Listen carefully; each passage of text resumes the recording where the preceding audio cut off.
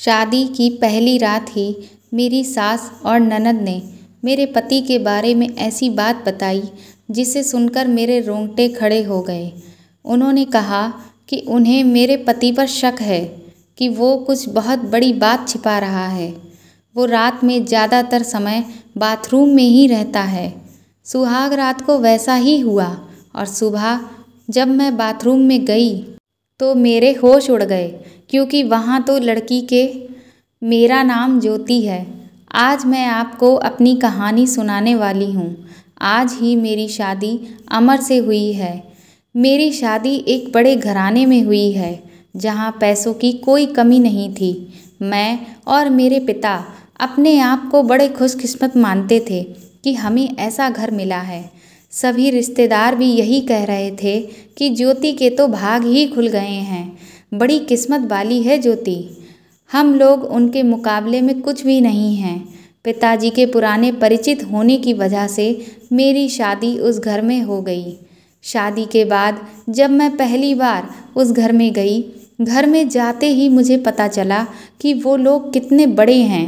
घर बहुत बड़ा था और ये पहली बार था जब मैंने उनका घर देखा था। सब कुछ बहुत अच्छा था वहाँ। रात हुई और सुहाग रात का समय आ गया, लेकिन इससे पहले कि मेरी सास और ननद मुझे अकेले में ले गईं, मेरे समझ नहीं आया। मुझे लगा कि शायद उन्हें कुछ बात करनी होगी। उनके चेहरे उतरे हुए थे और वो डरी हुई थीं, जैसे कि कोई भयानक बात वो मुझसे करना चाहती हों। मैंने उनसे पूछा कि क्या हुआ, आप दोनों इतने डरे हुए क्यों हो? मेरी सास बोली, बेटा, हम तुम्हें कुछ बताना चाहते हैं, लेकिन तुम हमारी बात सुनकर हिम्मत रखना। साथ ही मेरी ननद भी बोली कि अब हम जो तुम्हें बताने वाले हैं वो बात हम तीनों के बीच में ही रहनी चाहिए। यह बड़ा घर है, यहाँ बात फैलते ज़्यादा समय नहीं लगता, और वो बात अगर सबके सामने आ गई तो हमारे घर की इज्जत मिट्टी में मिल जाएगी। और अब तुम इस घर की बहू हो और इस घर के मान सम्मान की जिम्मेदारी अब तुम्हारी है। उनकी बातें सुनकर मैं सच में थोड़ा डर गई। मुझे समझ नहीं आ रहा था कि वो लोग क्या बोलना चाह रहे हैं। मैंने कहा, आप मुझे साफ साफ बताएं कि आखिर बात क्या है। मेरी सास बोली कि बहू, मेरा बेटा मर्द नहीं है। उनकी यह बात सुनकर तो मेरे होश ही उड़ गए। उन्होंने कहा कि मैं जानती हूँ कि तुम सोच रही होगी कि फिर हमने तुम्हें क्यों फंसाया, लेकिन हमारी भी मजबूरी है।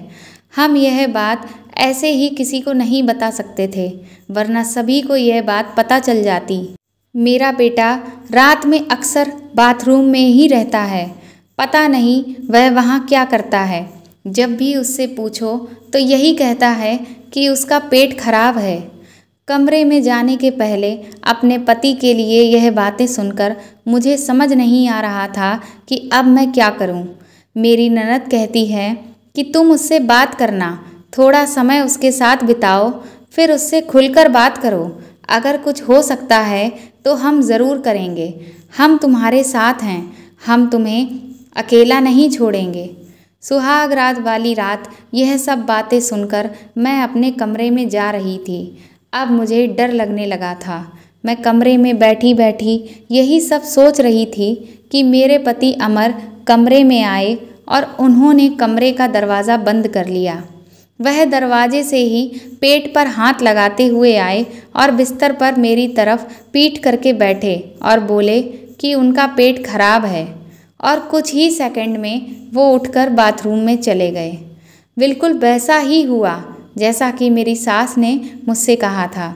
पेट खराब हो तो थोड़ी देर बाद वो बाथरूम से बाहर आ जाते, लेकिन वो करीब 1 घंटे तक बाथरूम में ही रहे।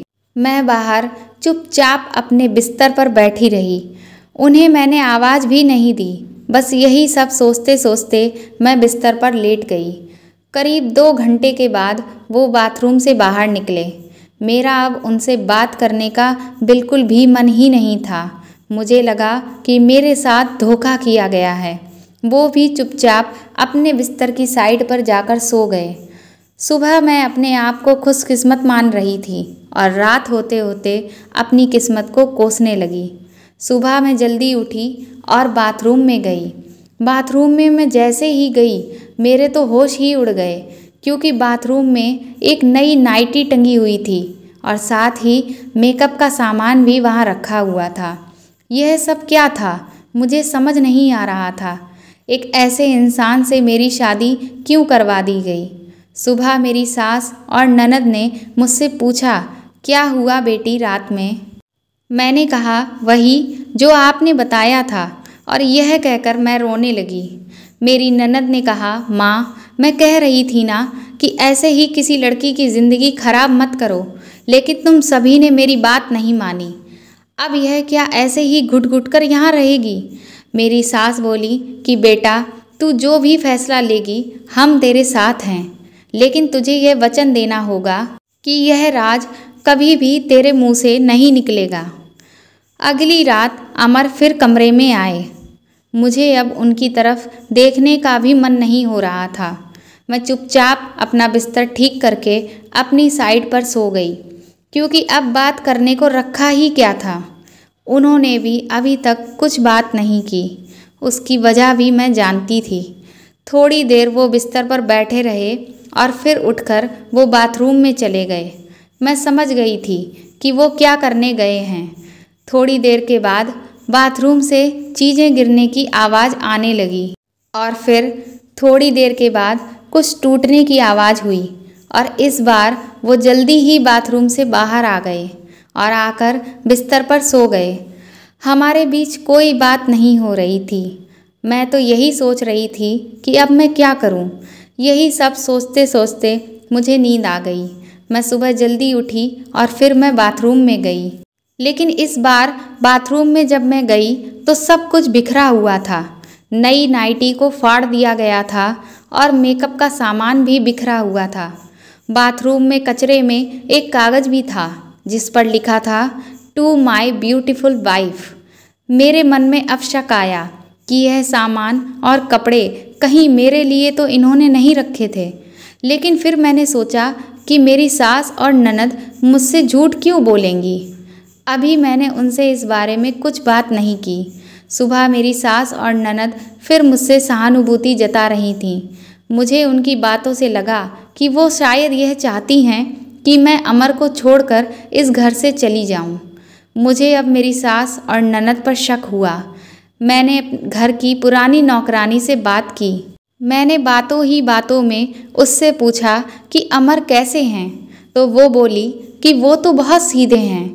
उनकी माँ और बहन तो चाहती थी कि उनकी शादी उनकी बहन के पति के रिश्तेदार से हो।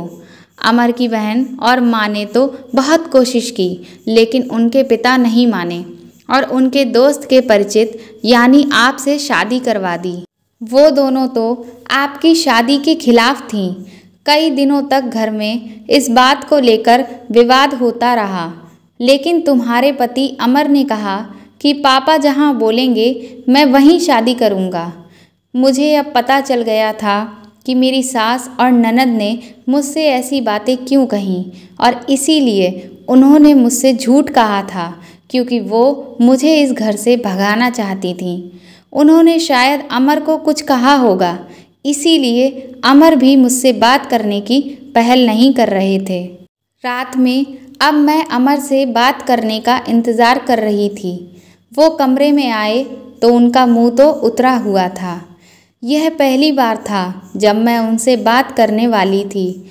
उनके आते ही मैंने कहा, आप मुझसे कुछ बात करना चाहते हैं? वो बोले, अब बात करने को रखा ही क्या है। पापा का विश्वास था कि वो घर अच्छा है, इसीलिए मैंने माँ और बहन के मना करने पर भी तुमसे शादी की और तुमने सच छिपाया है। मैंने बोला, कैसा सच?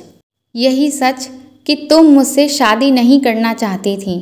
तुम्हारी ज़िंदगी में अभी भी कोई और है, और यह बात तुमने ही तो माँ को बताई थी। घर की इज्जत और पापा के कारण मैं चुप हूँ, कुछ कदम नहीं उठा रहा हूँ।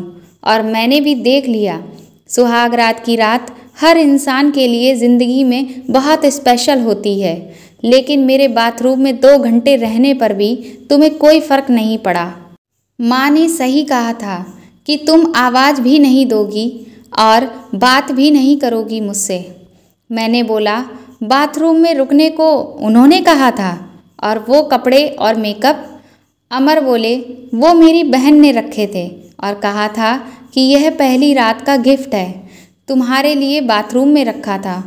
मैं उठकर उनके पास गई और उनसे कहा, आपको पता है उन्होंने मुझसे क्या कहा? फिर मैंने उन्हें सारी बात समझाई।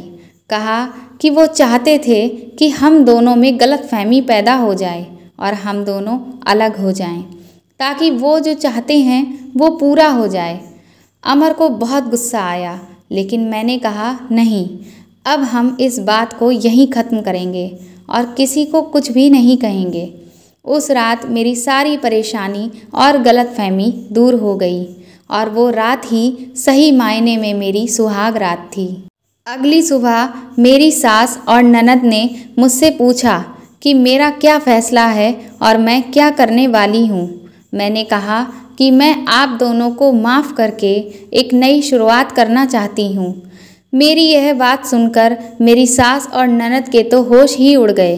वो बोली, क्या मतलब है तुम्हारा? तो मैंने कहा कि मुझे अब सारी सच्चाई पता चल चुकी है कि आपने अमर से क्या कहा और आपने मुझे किस तरह से भड़काया, लेकिन मैंने आप दोनों को माफ़ कर दिया है और आपको भी अब मुझसे कोई शिकायत नहीं होगी। मैं एक बहुत अच्छी बहू बनकर दिखाऊंगी। मेरे चेहरे पर मुस्कान देखकर उनके चेहरे उतर गए और ननद तो उसी दिन अपने घर वापस चली गईं। दोस्तों, गलतफहमियाँ अच्छे से अच्छे रिश्तों को बर्बाद कर देती हैं। इसीलिए किसी भी इंसान पर शक करने से बेहतर ये है कि हम उससे खुलकर बात करें, क्योंकि बातचीत से ही किसी भी बड़ी से बड़ी समस्या का समाधान निकाला जा सकता है। अगर आपको यह कहानी पसंद आई हो तो हमें कमेंट करके ज़रूर बताएं, और अगर आप मेरे चैनल पर नए हैं तो इसे सब्सक्राइब करें। साथ ही साथ मेरी इस कहानी को प्लीज़ आप ज़्यादा से ज़्यादा शेयर करिए और लाइक करिए। Thank you.